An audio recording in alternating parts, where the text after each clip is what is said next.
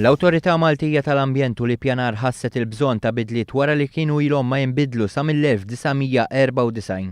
Tibdili minnu se jkun qed igawdi l-applikanti u jinkoraġġixxi negozjanti biex jistabilixxu negozji żgħar mingħajr ma jkollhom bżonn permessi. Kull ma jkun hemm bżonnu sistema ta' notifikazzjoni. Qegħdin naħdmu biex fejn ikun hemm inqas impatt ma jkunx hemm bżonn illi wieħed jagħmel permess full permit biex wieħed jibdel l-użu tas-servizzi li qed jagħti. Min-naħa l-oħra, meta jkun hemm wieħed fejn jkun hemm impatt li qed ikun intensifikat, allura iva hemmhekk wieħed irid jagħmel l-applikazzjonijiet kollha tiegħu. Tibdiet li qed jikkonfermaw li l-Gvern irid li jnaqqas il-burokrazija żejda li kienet qed ixxekkel tant negozjanti milli jkabru n-negozju tagħhom.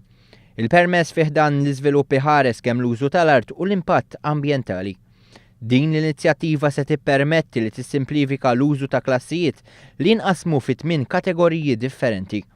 Dawn ivarjaw minn dawk residenzjali, soċjali, turistiċi, kummerċjali, tad-divertiment, industrijali, distribuzzjoni, agrikultura u akwakultura. F'kummenti lil One News il-koordinatur tal-programm Joseph Gauci qal li din il-bidla kienet tant meħtieġa. Ovvjament il-kontest li fija kienet issawra dak iż-żmien issa nbidel kompletament u kellna bżonn li nerġgħu nħarsu lejn il-mod kif niġbru l-użi tal-art ta' madwarna b'modi iktar li jirriflettu l-bżonnijiet tal-lum.